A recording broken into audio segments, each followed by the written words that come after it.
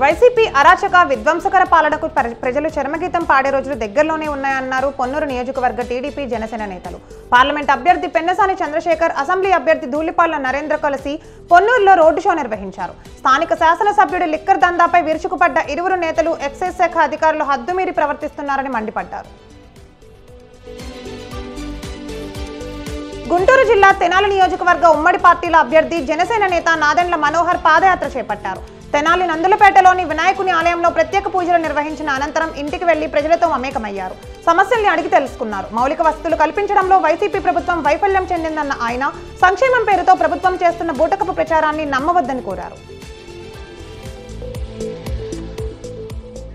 తెలంగాణ ఉద్యమకారులకు 250 గజాల ఇంటి స్థలాలను కేటాయిస్తామంటూ ఇచ్చిన హామీని రేవంత్ సర్కార్ నెరవేర్చాలని కోరారు తెలంగాణ ఉద్యమకారుల ఫోరం సైట్ చైర్మన్ డాక్టర్ చీమా శ్రీనివాస్. ముషీరాబాద్ లో జరిగిన ఉద్యమకారుల సమావేశంకు ముఖ్య అతిథిగా చెన్నూరు ఎమ్మెల్యే వివేక్ హాజరు కాగా రానున్న పార్లమెంట్ ఎన్నికల్లో కాంగ్రెస్ పార్టీకే తమ సంపూర్ణ మద్దతు ఉంటుందని ఉద్ఘాటించారు శ్రీనివాస్. ఉద్యమకారులుగా కాకుండా ఉద్యమ సాధకులుగా గుర్తించి ఐడి కార్డులు జారీ చేయాలని కోరారు. విజయవాడ కరెన్సీ నగర్ కు చెందిన పలువురు వైసీపీ నేతలు కార్యకర్తలు టీడీపీ తీర్థం పుచ్చుకున్నారు. టీడీపీ రాష్ట్ర అధ్యక్షులు కింజారపు అచ్చెన్నాయుడు వీరికి పార్టీ కండువా కప్పారు. వైసీపీకి గుడ్ బై చెప్పిన ప్రముఖుల్లో లోయ శివాజీ యాదవ సామాజిక వర్గానికి చెందిన నాయకులు ఎం పాండురంగ, మెరుముల రవికుమార్, ఆగోళ్ల బాలాజీ, మత్తి సూర్యచంద్ర తదితరులు ఉన్నారు.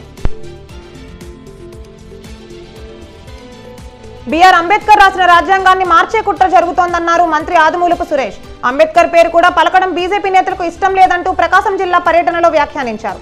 అంబేద్కర్ను మర్చిపోయే విధంగా కార్యక్రమాలు చేయాలని చూస్తున్నారని ఆరోపించారు. HMDA metropolitan transport authority director గా జీవన్ బాబు నియమితులయ్యారు. ప్రస్తుతం ఢిల్లీ డెవలప్మెంట్ అథారిటీ డైరెక్టర్ గా జీవన్ బాబు కొనసాగుతున్నారు. హెచ్ఎండిఏలో చేపట్టనున్న పలు అభివృద్ధి కార్యక్రమాలకు సంబంధించి జీవన్ బాబుకు కొన్ని ముఖ్య బాధ్యతలను అప్పగించనుంది రేవంత్ సర్కార్. ప్రకాశం జిల్లా పల్లెల చెరువు పంచాయతీ సెక్రటరీ బాలు నాయక్ 10,000 లంచం తీసుకుంటూ ఏసీబీ అధికారులకు చిక్కాడు. వీధి లైట్లకు సంబంధించి బిల్లుల చెల్లింపుపై 20,000 డిమాండ్ చేయడంతో బాధితుడు హరినాయక్ ఏసీబీ అధికారులను ఆశ్రయించాడు. దీంతో ఏసీపీ డీఎస్పీ శ్రీనివాస్ ఆధ్వర్యంలో అధికారులు వలసన్ని సెక్రటరీ బాలు నాయక్ ను రెడ్ హ్యాండెడ్ గా అరెస్ట్ చేశారు. హెచ్ఎండిఏ కార్యాలయాలు బేగంపేటలోని పైగా హెచ్ ప్యాలెస్ లోకి మారుతున్నాయి. ఈ మేరకు రాష్ట్ర ప్రభుత్వం నుండి అనుమతులు లభించాయి. దీంతో కార్యాలయాలను షిఫ్ట్ చేసే పనిలో నిమగ్నమయ్యారు అధికారులు.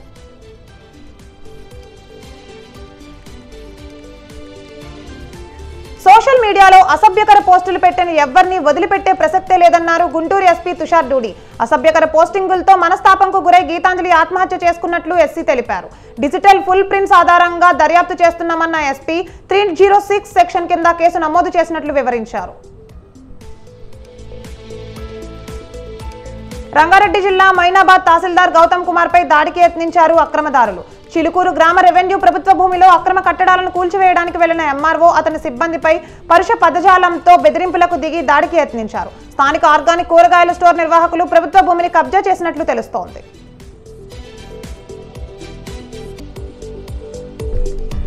హలీం ఫ్రీ అంటూ ఓ హోటల్ యాజమాన్యం చేసిన ప్రకటన మలక్పేటలో ఉద్రిక్తతకు దారితీసింది. భారీగా తరలివచ్చిన ప్రజలు హలీంకై ఎగబడడంతో ట్రాఫిక్ కు తీవ్ర అంతరాయం ఏర్పడింది.